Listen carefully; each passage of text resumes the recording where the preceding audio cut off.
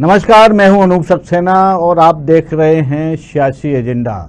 आज के सियासी एजेंडे में हम आपसे चर्चा करेंगे कोविड काल में जो लॉकडाउन लगा है उसमें जो छोटा दुकानदार था, छोटा व्यवसायी था, वो परेशान हो गया है। इसी मुद्दे पर हम चर्चा करेंगे।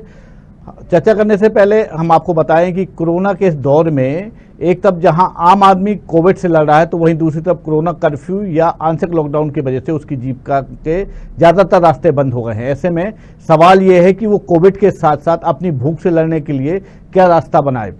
सरकार के पास इसे लेकर क्या रणनीति है और सरकार इस समय क्या कर रही है, यह एक मौजूदा दौर का बड़ा प्रश्न है। पिछले साल जब लॉकडाउन हुआ तब कोविड और लॉकडाउन अप्रत्याशित था, जिसकी किसी को उम्मीद भी नहीं थी। उसके चलते लगभग 28% के आसपास ग्रोथ रेट नीचे आ गई थी, यहां तक कि जीडीपी नेगेटिव तक पहुंच गई थी। लेकिन इस बार जब हमें पहले से ही पता था, उसका अंदाजा था एक कोरोना की दूसरी लहर आएगी, तब हमने बेरोजगारी और उससे जुड़े जीविकोपार्जन के साधनों के वैकल्पिक रूप में तैयार करने के लिए क्या कदम उठाए, ये सरकार के सामने एक बड़ा प्रश्न है। आज हम इसी पर चर्चा करेंगे। क्या आज सरकार ने ऐसा कोई आर्थिक रोजगार जीविकोपार्जन का बैकअप प्लान तैयार किया है? आज हम इसी पर चर्चा करने के लिए हमारे दो विशेष बड़े मेहमान हमारे साथ जुड़े हैं। इटावा से भारतीय जनता पार्टी के वरिष्ठ नेता गगन चतुर्वेदी सरकार का पक्ष रखेंगे और समाजवादी पार्टी के प्रदेश सचिव वरिष्ठ नेता हैं आगरा से हमारे साथ जुड़े अभिनंदन यादव जी। दोनों मेहमानों का स्वागत है जी। धन्यवाद। गगन जी, आपसे सवाल है सर, कोरोना की वजह से लॉकडाउन हुआ, सब कुछ बंद हो गया, छोटा से छोटा व्यापारी, बड़े से बड़े व्यापारी, सबके सारे की उनकी जो जीविका का जो साधन था पूरी तरह से बंद हो गया। इससे सबसे ज्यादा अगर कोई प्रभावित हुआ है तो स्ट्रीट वेंडर है, जो छोटे खोमचे या हाथ का ठेला लगाने वाले लोग प्रभावित हुए हैं। सरकार क्या प्लानिंग कर रही है इनको फिर से इनको जीविकोपार्जन में शामिल करने के लिए, इनको फिर से संजीवनी देने के लिए क्या स्टेप उठाए जा रहे हैं सर? एक तो भाई साहब छोटे व्यापारी परेशान हो रहे हैं, ये महामारी का दौर चल रहा है जी। छोटे व्यापारियों की समस्याओं को देखते हुए उत्तर प्रदेश सरकार ने जी सुबह 7 से 11 बजे तक जी, शाम को 5 से 7 बजे तक जी कर्फ्यू में छूट दी गई है, लॉकडाउन में छूट दी गई है जी जी, जिसमें सभी लोग अपना सामान ले सकते हैं, व्यापारी अपनी दुकान खोल सकते हैं, कोई इनको परेशानी नहीं हो रही है। जी जी। गगन जी, आप जिनकी बात कर रहे हो वो तो छोटे किराना व्यापारी हो गए, छोटे दुकानदार। मैं खोमचे वालों की बात कर रहा हूँ, जो स्ट्रीट वेंडर सड़क के नीचे किनारे लगा जो दुकान लगाते थे, खोमचे वाले हैं, हाथ का ठेला में अपना सामान बेचकर अपने परिवार के लिए 2 जून की रोटी कमाने वाले हैं, वो तो सब बंद है। उनको तो वो अगर निकलते हैं तो पुलिस के डंडे उनके लिए उनका स्वागत करने के लिए तैयार रहते हैं सर। उसको भी सरकार ने नजरअंदाज नहीं किया जी। सबको लेके चले 80 करोड़ लोगों को जी आज मतलब 5 किलो राशन जी प्रत्येक व्यक्ति के साथ जी 26,000 करोड़ रुपए से प्रधानमंत्री गरीब कल्याण योजना के साथ दिया गया। जी जी जी, सभी लोग लाभान्वित हो रहे हैं जी। गगन जी, ये तो ठीक है। 11 करोड़ 74 लाख किसानों को किसान सम्मान निधि दी गई है। अभी कोई ऐसा काम नहीं, हम लोग महामारी से भी रहे, जान है तो जहान है। और इधर हमारी अर्थव्यवस्था में कमजोर हो, सबको देखा भी जा रहा है, किचन भी खोला जा रहा है, कोई आदमी अछूता नहीं रहेगा जिसके पास लाभ न पहुंच रहा। सर, आप बिल्कुल सही कह रहे हैं, निःशुल्क खाना दे रहे हैं, भोजन दे रहे हैं, राशन दे रहे हैं, सारी बातें हम आपकी मान रहे हैं। लेकिन सर, जो रोजगार कमा रहे कब तक देंगे सर आप उनको? जैसे ही लॉकडाउन खुल जाएगा फिर उनको अपने हाल में छोड़ दिया जाएगा सर। जब छोड़ दिया जाएगा सर तो वो जो धंधा उनका बंद हो गया है वो कहाँ से शुरू कर? उनके पास पैसे ही नहीं है, खाने के लिए मिल गया, अच्छी बात है, ये स्वागत योग्य कदम है सरकार का और इसको स्वीकार करना चाहिए कोई भी हो। लेकिन सर जी जी बताएंगे। लॉकडाउन जब से हुआ है जी, हमारे प्रदेश में ही देख लीजिए जी, कितना आंकड़ा था, जी धीरे धीरे कम होता जा रहा। जी जी, कोविड की जंग को हम जीतेंगे, हम आगे बढ़ेंगे जी, समस्याओं का निदान होगा जी जी, सब जैसा मार्केट का पैसा फिर चलने लगेगा। चलिए सर, अभिनंदन यादव जी। जी सर, आपने कोरोना संक्रमण को लेकर आपने सरकार को पानी पी पी कर कोसा है, जमकर कोसा है। अब तो सर स्थिति अच्छी हो गई है, कोरोना की बेहतर स्थिति पहले से बहुत बेहतर है, सरकार ने ये कर लिया। अब चूंकि रोजगार की समस्या है, वेंडर्स के जो छोटे स्ट्रीट वेंडर्स हैं उनकी समस्या सामने खड़ी है। आपके दिमाग में या आपकी पार्टी के दिमाग में कोई ऐसी योजना है कि इनको फिर से स्टैंड करने के लिए क्या कदम उठाए जाएं? सरकार का काम है, लेकिन कम से कम आप भी तो, ये आपके यहाँ से ऐसी कोई अब तक तैयारी दिखाई नहीं दे रही सर। बिल्कुल आपने सही कहा जी।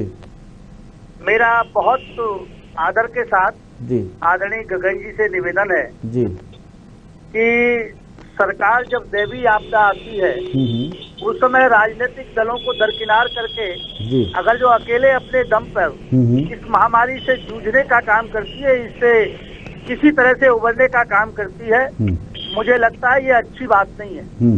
सरकार को इस समय चाहिए ये कि पूरी केंद्र की सरकार हो चाहे उत्तर प्रदेश की सरकार, जी, जितने भी विपक्षी दल हैं उन विपक्षी दल के नेताओं के साथ बैठकर तालमेल बनाकर अगर जो कोई रणनीति बनाकर हम अपने लोगों को, जो गरीब और असहाय लोग हैं, मुझे पूरी आशंका है कि कोरोना काल की अगर जो इसी तरह से ये महामारी का दौर चलता रहा तो निश्चित तौर से मैं कह सकता हूं कि लोग आत्महत्या करने पे मजबूर हो जाएंगे। इन सारी चीजों को देखते हुए यदि भारतीय जनता पार्टी सारे दलों को मिलाकर बैठकर एक सामूहिक रणनीति बना ले, और इसमें कोई पक्ष विपक्ष नहीं है, क्योंकि दैवीय आपदा का मामला है, प्राकृतिक आपदा है, इस आपदा में हम सारे लोग मिल बैठकर अगर जो कोई रणनीति बना ले तो मुझे लगता है बहुत जल्दी हम इस महामारी से निजात पा सकते हैं। जहाँ से ये शुरू हुआ था वहाँ कोरोना नहीं है, लेकिन जहाँ हमारे जैसे देश में जब बाद में कोरोना आया उसकी दूसरी वेव आ गई। मैं कोई आरोप नहीं लगाना चाहता, जब पहली वेव आई थी उसके बाद लगातार सरकार को 7-8 महीने का टाइम मिला था।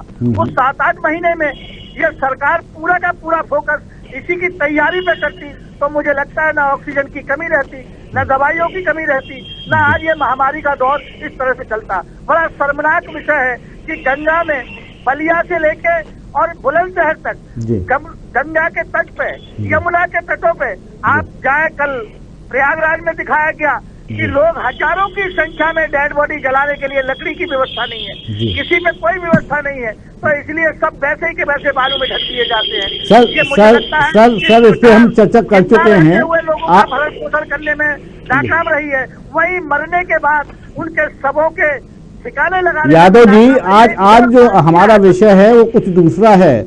आज हम जीविका के संबंध को लेकर बात कर रहे हैं। मेरा सवाल सीधा सीधा आपसे ये था कि आपकी पार्टी ने इस ओर ध्यान दिया है अब तक क्या, कि जो बेरोजगार स्ट्रीट वेंडर्स हैं या जो हाथ ठेला चलाने वाले हैं, जिनकी लॉकडाउन की वजह से दुकानें बंद हो गई थी, जो आर्थिक रूप से कमजोर हो गए, सरकार ने खाना के लिए राशन फ्री कर दिया, सबको दे दिया है। अब वो अपना रोजगार कैसे फिर चालू कर पाएंगे, क्योंकि सरकार हमेशा उनको खाना देगी ऐसा तो है नहीं ना, उनको खुद कमाना पड़ेगा।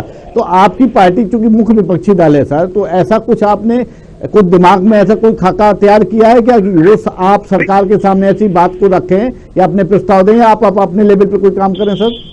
मैं बहुत आदर के साथ कहना चाहता हूँ कि हमारे जो व्यक्तिगत संसाधन है पार्टी के लेवल पे, आदरणीय राष्ट्रीय अध्यक्ष जी के माध्यम से निर्देशित मिल गया है। आगरा में हमने लोहिया रसोई के नाम से बहुत बड़ा खाने पीने का इंतजाम किया है, फिरोजाबाद में किया है। मैं जसवंत नगर में बैठा हूँ, गगन जी के अपने होम जिले में, मेरी ससुरालय में यही बैठा हूँ, यहाँ से बात कर रहा हूँ, जसवंत नगर के पास। मुझे लगता है इन गाँव में मैं सुबह भी गया था, कल भी गया था, कहीं ऐसी कोई व्यवस्था नहीं दिखाई देती जिससे कि गरीबों असहायों को कोई अनाज मिल रहा है या उनके लिए चावल का इंतजाम किया गया। कागजों पे सारे काम बहुत अच्छे हैं भारतीय जनता पार्टी के, लेकिन मुझे लगता है जमीन पर कोई काम ऐसा नहीं है जो गरीब और असहाय लोगों को कहीं न कहीं राहत मिले। गगन जी 2 सवाल आपसे हैं। पहला तो ये कि साहब, चलिए आपने कोरोना में विपक्ष को नहीं बुलाया, अब तो बुला लीजिए, साथ मिल बांट के कोई समस्या उसका निराकरण करिए ना सर। दूसरा सवाल ये है कि वो आपके जनपद में बैठे हैं यादव साहब, और उनके आपके जनपद में आगरा से आके वो बैठे हैं, और जो गांव हैं वहां बता रहे हैं कोई व्यवस्था नहीं है। आप कह रहे हैं कि सारी व्यवस्थाएं कर दी गई हैं, जब वो तो मौके पर रहे सर वहां पे। एक भाई साहब निवेदन करना चाहते हैं जी, जो कल परसों 11 करोड़ 74 लाख किसानों के खाते में रुपया गया, क्या ये हवाई गया? जी नहीं, हवाई नहीं गया सर। एक गाँव ले लीजिए, मैं आ जाता हूँ आपके पास। इलाहाबाद जिले के कौन से गाँव में किसानों के खातों अब में नहीं, यादव जी पहले गगन जी को बात होने दीजिए, गगन जी की बात। मेरा जवाब सुन लीजिए जी 11 करोड़ 74 लाख किसानों के खाते में जो धन गया है माननीय प्रधानमंत्री जी द्वारा, क्या वो हवा में कम है? जी 80 करोड़ लाभार्थी जिनको राशन दिया जा रहा है, जी सभी लोग कह रहे हैं अगर कहीं गड़बड़ी हो रही हो, कहीं राशन न पहुंच रहा हो, मैं अपने मित्र से कहना चाहता हूं कि वो अवगत करा सकते हैं। जी लेकिन गाँव इस का नाम नोट तरीके से आपका सुझाव है सभी को लेकर चलिए। आसपास जो बेल्ट है इसमें सब में गया। आदरणीय ऐसा सुन लीजिए, आप दिखवा लीजिए, आप शासन में हैं, आपसे निवेदन आप दिखवा लीजिएगा। हम जो बात कर अच्छा, वो एक एक करके बोले तो एक दूसरे की बात समझ सकते हैं सर। गगन जी अगर आपका कोई सुझाव है, जी आपकी कोई कम्युनिटी किचन है और उसमें मेरा सहयोग चाहिए, मेरी पार्टी का सहयोग चाहिए, मेरे कार्यकर्ताओं का सहयोग चाहिए, मैं देने के लिए तैयार हूँ। आप कहते हैं आरोप प्रत्यारोप सरकार, हम कभी लोग नहीं लगाते, हम लोग काम करने वाले जमीन पर काम करते, न मुझे मीडिया से मतलब है न लोगों से मतलब है, बस काम को अंजाम देना है, अपना काम करके।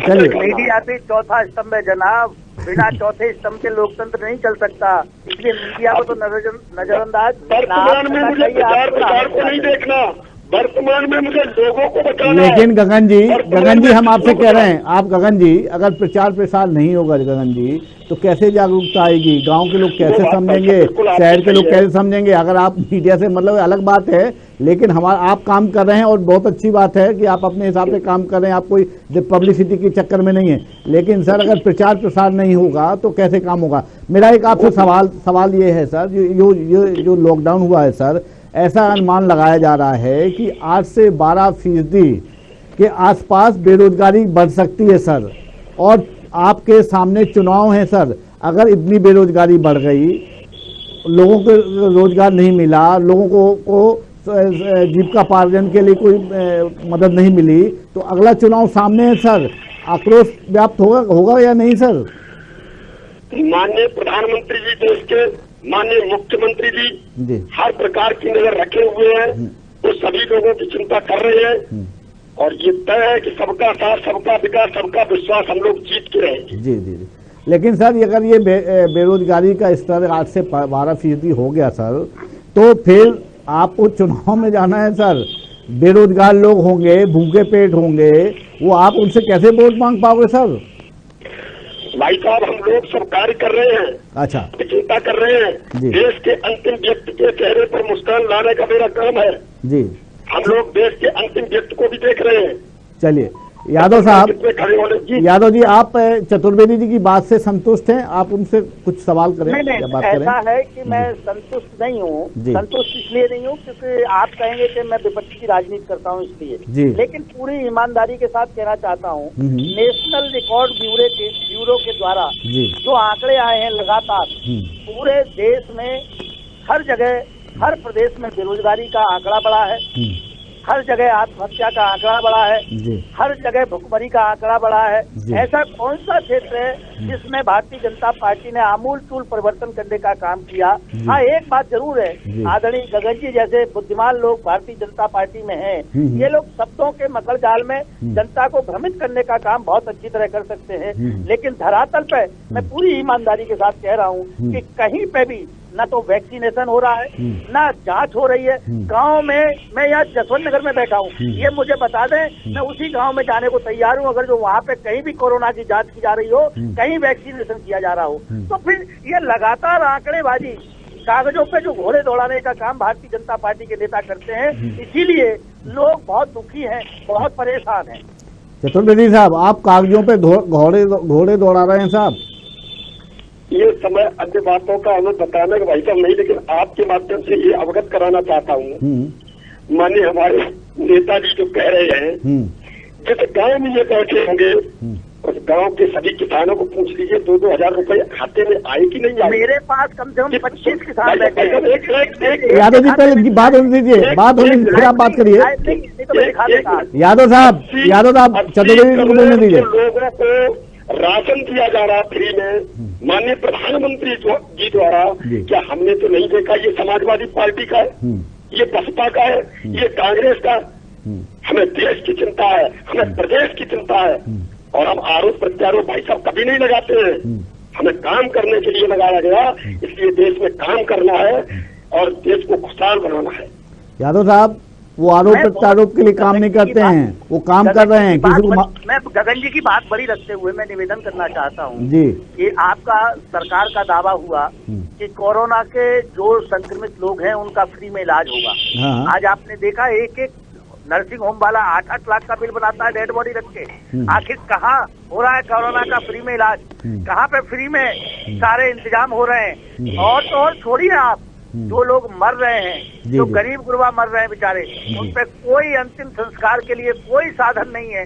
कहाँ सरकार कर रही है? कहाँ? आज सर अगर अपन बेरोजगारी पे बात कर लें तो अच्छा रहे सर। यादव साहब, यादव जी, अगर आज हजारों की तादाद में अब चले सब, ऐसा कभी आपने देखा? बिल्कुल सही है, लेकिन सर आज अगर हम नदी में तैरते हुए सब हजारों की संख्या बिल्कुल देखने को मिले हैं आपको। माननीय यादव जी, ये तो दावे बहुत अच्छे करते हैं, माननीय यादव जी काम नहीं करते। माननीय यादव जी, हम लगातार इस पे डिस्कशन कर चुके हैं, हमारी डिबेट भी हो चुकी है, आप भी एक डिबेट में शामिल थे। मेरा आज केवल आपसे स्पेसिफिक ये निवेदन है कि सर जो हम बात कर रहे हैं, जो हमारे जिस मुद्दे पे आज हमारी डिबेट है, उस पे हम चर्चा करें तो बहुत बेहतर रहेगा सर। मैं केवल आपको इसलिए अवगत करा रहा हूँ, भारतीय जनता पार्टी के लोग बहुत साफ गोई के साथ झूठ बोलते हैं। चलिए, मैं उसकी तरफ आपका ध्यान आकर्षित कर रहा हूँ, मैं और कोई मेरा मंतव्य नहीं है। चलिए सर, मैं आपसे एक सवाल कर रहा हूँ, मैं आपसे एक सवाल कर रहा हूँ सर। जी, पंचायती राज चुनाव में आपको आपके दावे के हिसाब से सर्वाधिक वोट मिला है, उत्तर प्रदेश की जनता ने दिया है, मतदाताओं ने, विशेष गांव की जनता ने दिया है। उम्मीदें भी सर आपसे ज्यादा होंगी सर।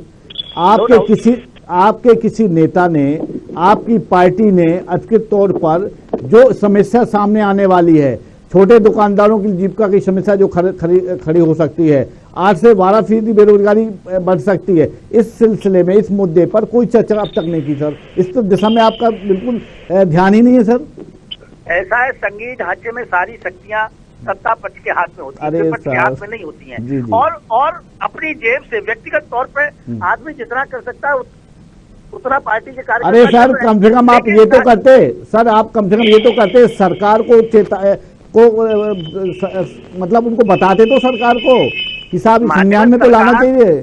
सरकार इतनी मदमस्त है, सरकार विपक्ष के किसी काम को सुनना नहीं चाहती, सरकार विपक्ष की किसी दलील को मानना नहीं चाहती, मानेंगे भी नहीं और करेंगे भी नहीं। अपनी हिटलर शाही के नाम पे सरकार चल रही है।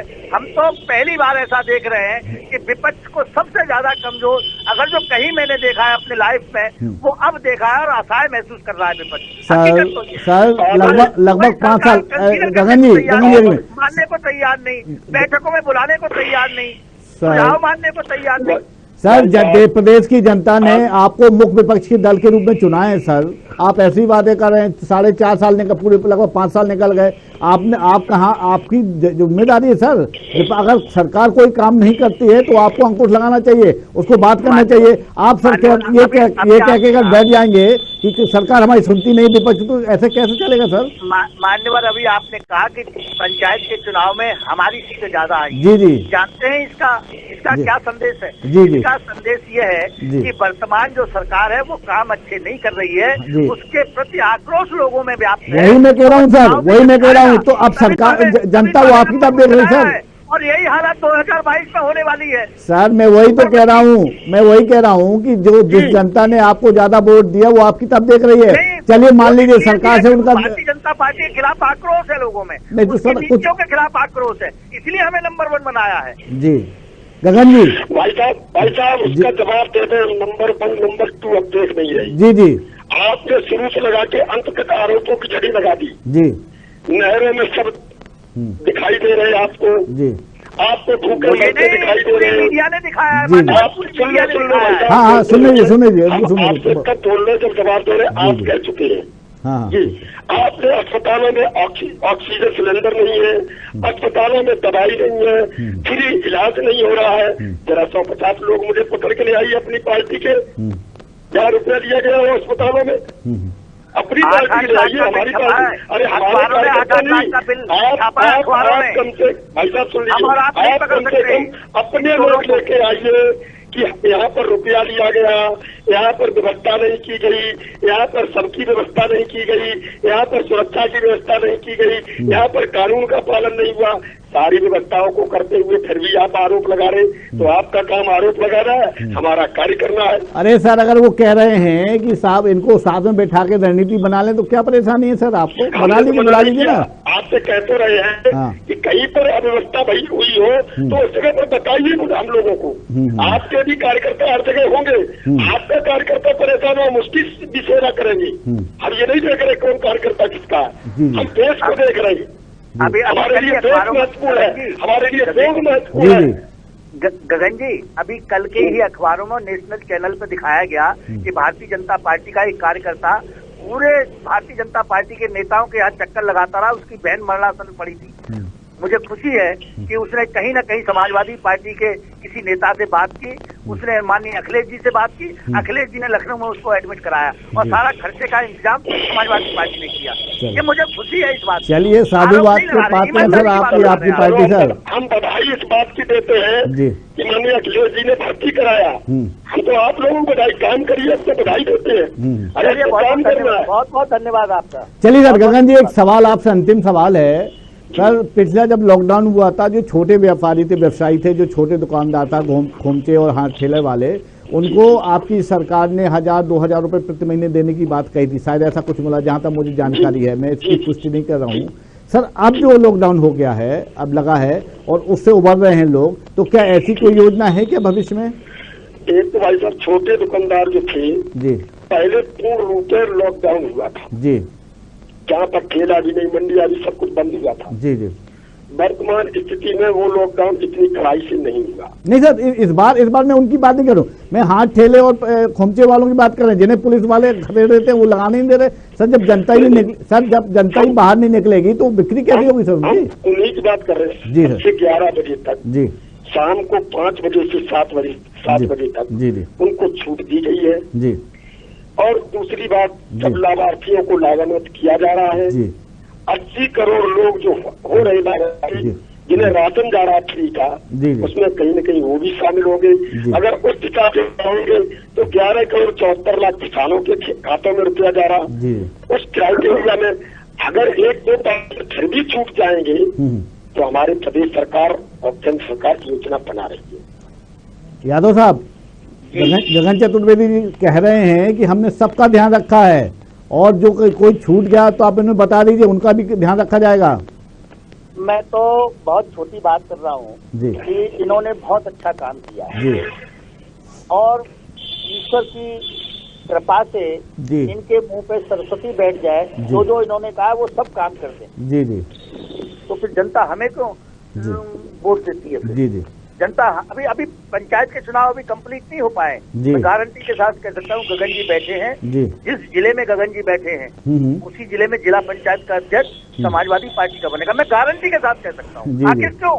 जब जनता के लिए आपने सब कुछ कर दिया। वो तो सब गढ़ है आपका, समाजवादी पार्टी गढ़ है, आप जहाँ की बात करें सर। यही पैमाना है मान्यवर, यही पैमाना है सरकार के आकलन का कि सरकार के खिलाफ आक्रोश है या सरकार के बहुत तारीफ की जा रही है। ये हम आकलन कैसे लगाते हैं? चुनाव से ही तो लगाते हैं। अभी आपने कहा कि हम नंबर 1 है, तो इसीलिए तो वो नंबर 1 सरकार जनता ने किया कि जनता को भारतीय जनता पार्टी की जो नीतियां हैं वो कहीं न कहीं कचोटने का काम कर रही है, उन्हें राहत देने का काम नहीं कर रही। गगन जी, कोई जवाब अगर आपके पास कोई इसका जवाब जल्दी से दे दीजिए, समय का अभाव है। इसका जवाब जल्दी से दे दे जी। हम बताना चाहते हैं कि अगर मेरी कमजोरी कहीं न कहीं रही है जी, उस कमजोरी का हम सुधार करेंगे जी। चलिए ये बातें करें, क्योंकि हम तो सुधार कर ले जाएंगे और रिजल्ट मेरा प्रश्न आएगा विधानसभा तक जी जी। और दिया हमने करके दिखाया जी, निश्चित। कहीं भी हम कमजोर साबित नहीं हुए, चाहे आसाम हो, चाहे पश्चिम बंगाल हो, तो कहीं भी हो। लेकिन आप अपने